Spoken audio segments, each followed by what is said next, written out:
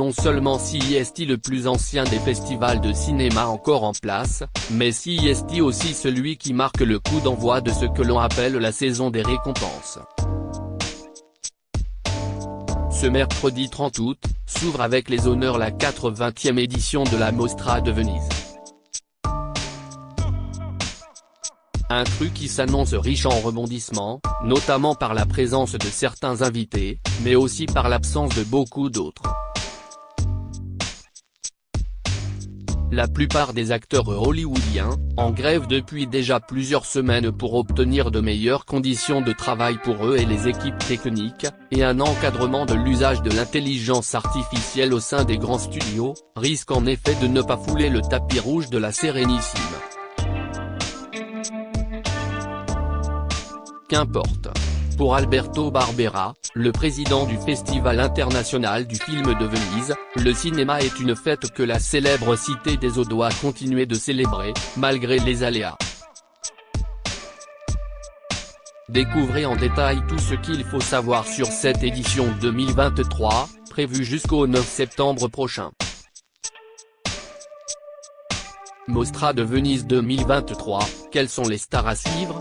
Alors que de nombreuses personnalités américaines, comme Emma Stone, Michael Fassbender ou encore Jessica Chastain ne feront pas le déplacement à Venise pour continuer à soutenir la grève des scénaristes et des acteurs à Hollywood, certaines seront tout de même bien présentes, notamment celles étant membres du jury du festival. Parmi elles, on pourra ainsi retrouver le réalisateur de La La Land et de Babylone, Damien Chazelle, président du jury, qui sera accompagné entre autres de la réalisatrice néo-zélandaise Jane Campion ou encore de la réalisatrice française Mia Hansen-Love. Côté sélection, la plupart des réalisateurs sélectionnés n'étant pas contraints par leur syndicat à ne pas faire de promotion seront bel et bien là. Ainsi, Sofia Coppola, la fille de Francis Ford Coppola, présentera son film Priscilla tandis que Bradley Cooper viendra lui aussi présenter sa deuxième réalisation Maestro. Michael Mann répondrait également présent pour présenter son dernier film, Ferrari, qui a pu obtenir une dérogation, laissant la possibilité à son acteur principal, Adam Driver de se présenter ou non au sein de la Mostra. De nombreux talents européens, et notamment français, sont aussi attendus. Parmi eux, devraient fouler le tapis rouge vénitien des acteurs comme le comédien et compagnon de la célèbre Marion Cotillard, Guillaume Canet, venu défendre le film La Bête de Stéphane Brisé, Jonathan Cohen, présent pour les films Making of de Cédric Kahn et Dali, de Quentin Dupieux. Il sera rejoint également pour ce dernier par Edouard Baird. Côté femmes, Pénélope Cruz, Léa Seydoux et Anaïs de Moustier seront également de la partie. Quels sont les films favoris en sélection officielle ? Parmi ceux qui sont les plus à même de faire sensation auprès du jury, certains films se démarquent déjà. Le nouveau long-métrage de David Fincher, The Killer, centré sur un tueur en série est l'une des principales attentes, mais ce sont les films biographiques qui cette année se taillent la part du lion. En premier lieu, Ferrari, réalisé par Michael Mann et avec Adam Driver dans le rôle d'Enzo Ferrari. Un autre biopic devrait également beaucoup faire parler, Maestro 2 et avec Bradley Cooper, qui raconte la vie de Leonard Bernstein, l'homme derrière des comédies musicales cultes telles que West Side Story. Sofia Coppola, elle, présentera le film Priscilla, qui se concentrera de son côté sur l'histoire de l'épouse du King, Elvis Presley. La compétition américaine et du reste du monde s'annonce rude, mais la France n'est pas en reste. Avec des films comme La Bête de Bertrand Bonello, Hors saison de Stéphane Brisé et Dogman de Luc Besson, le cinéma français n'a pas dit son dernier mot dans l'espoir de remporter le Lion d'Or du festival. Qui sont les réalisateurs les plus primés à la Mostra de Venise ?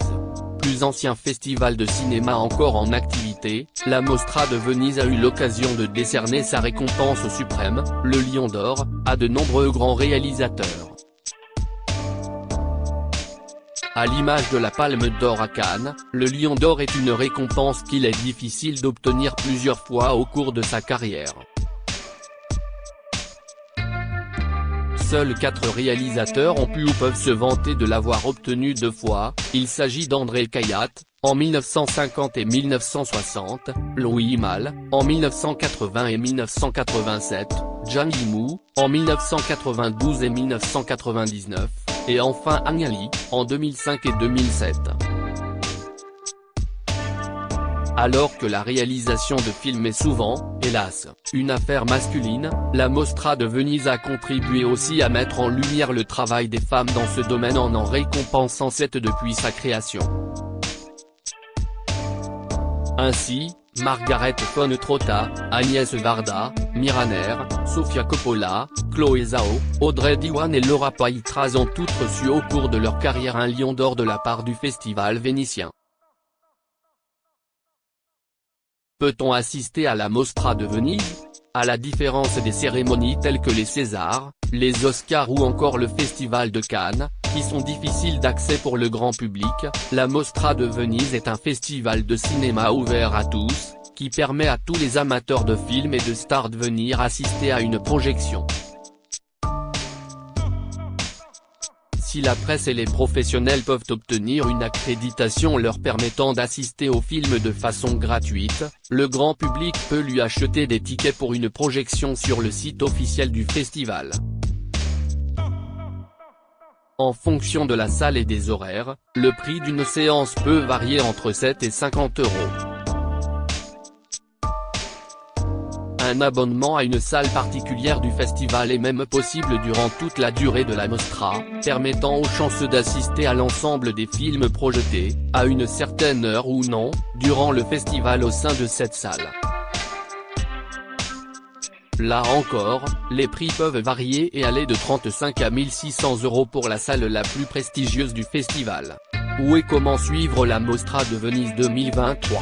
Pour les aficionados des stars et du cinéma qui ne peuvent malheureusement pas se rendre en Italie, le Festival international du film de Venise reste tout de même à portée de main. En effet, la Mostra de Venise étant en partenariat avec la chaîne française Canal+, les cérémonies d'ouverture et de clôture seront diffusées sur la chaîne, ainsi qu'une quotidienne présentée par Antoine Decaune pour suivre au jour le jour l'actualité du festival. Gala.fr ne sera également pas en reste tout au long de la Mostra. Nos journalistes vous partageront aussi sur notre site et sur nos réseaux sociaux, notamment Instagram et TikTok, toute l'actualité de l'événement durant l'entièreté du festival. N'hésitez donc pas à suivre nos comptes pour ne rien manquer de ce grand moment de la saison cinématographique. Quels ont été les moments les plus marquants de la Mostra de Venise 2022 ? Si la Mostra de Venise 2023 s'annonce palpitante, sera-t-elle à la hauteur de celle de 2022 ? L'année dernière, le Festival de Venise avait fait fort notamment en récompensant d'un Lion d'Or d'honneur pour l'ensemble de sa carrière la grande dame du cinéma Catherine Deneuve. Un prix remis par un jury présidé par une autre grande actrice, Julianne Moore, qui avait alors repris le flambeau laissé par Bong Joon-ho. La comédienne avec l'ensemble de son jury avait choisi de récompenser la réalisatrice et documentariste américaine Laura Poitras du Lion d'Or pour son film Toute la beauté et le sang versé. La France n'avait pas non plus été en reste, grâce à la réalisatrice Alice Diop qui avait reçu le Lion d'argent et Grand Prix du jury pour son film Saint-Omer. Crédit photo, SGP.